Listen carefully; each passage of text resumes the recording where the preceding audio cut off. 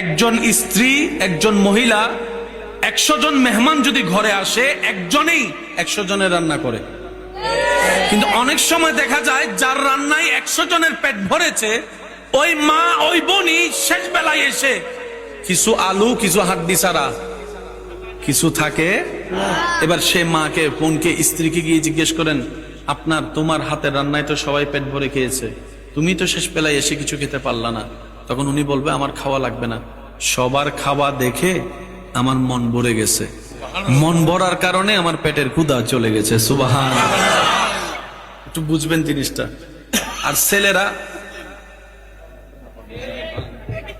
আমি কি বুঝাতে পারছি কথা? আমি তো সে দলে, বাস্তবতা যেটা সেটা। সারাদিন পরিশ্রম করা আমার বোনের মাথায় যদি ওনার স্বামী একবার মাথায় হাত বুলাই দেয় 2 সেকেন্ড, সারাদিনের কষ্ট 1 সেকেন্ডে ভুলে যাবে। আল্লাহ এটা নারীদের সফটওয়্যারে দিয়েছেন। সন্তান হওয়ার পরে সন্তানের অভিভাবক মাও আছে, বাপও আছে। এখানে অনেক সন্তানের বাপেরা বসে আছে। বাচ্চা ঘুম থেকে উঠার কোন টাইম টেবিল আছে? ঘুমারও টাইম টেবিল নেই, ঘুম থেকে উঠারও টাইম টেবিল। বেশিরভাগ বাচ্চাদেরকে দেখবেন দিনভর ঘুমায়। একটু জোরে বলেন না।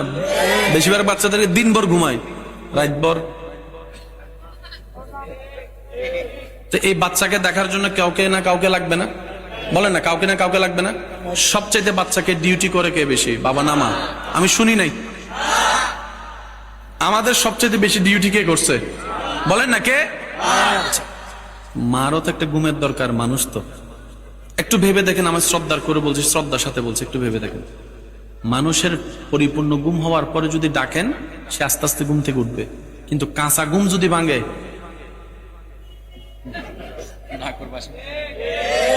কাঁচা ঘুম যদি ভাঙে, নাকের বাসি ফাটাই ফেলবে।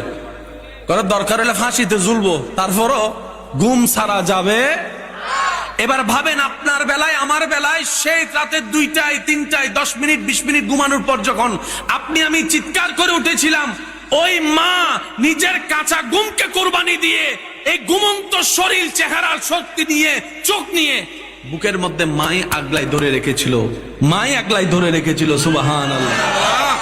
এটা মাদের পক্ষে সম্ভব, বাবাদের পক্ষে তো তেমন সম্ভব না। অনেক বাবারা আছেন দেখবেন, বাচ্চা যদি কান্না করে রুম পাল্টাই ফেলে। এই ইঞ্চি কান্না করে দিয়ে আসুক গরিব বই থেকে।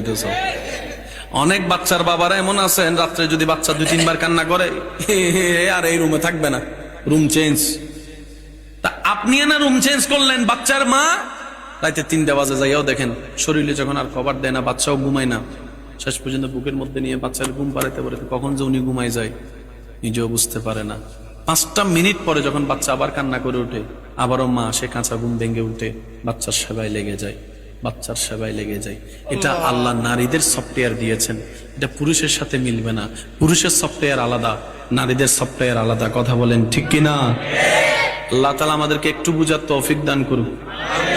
দিন দিন কি ডিভোর্স কমতেছে না বাড়তেছে? এটা কমানোর দরকার আছে না নাই? আপনি স্বামী স্ত্রী আলাদা হয়ে গেলেন, মেনে নিলাম, সে ছোট্ট বাচ্চাটা কার কাছে যাবে? কিছুক্ষণ মার দিকে ফুটবলের মতো লাথি খাবে, কিছুক্ষণ বাবার পক্ষ থেকে ফুটবলের মতো লাথি খাবে। তার অপরাধটা কি জানা, বুঝার দরকার আছে না নাই ভাইয়া? আরো জোরে বলেন, বুঝার দরকার আছে না? সেজন্য ইন্নাদ দীনা ইনদাল্লাহ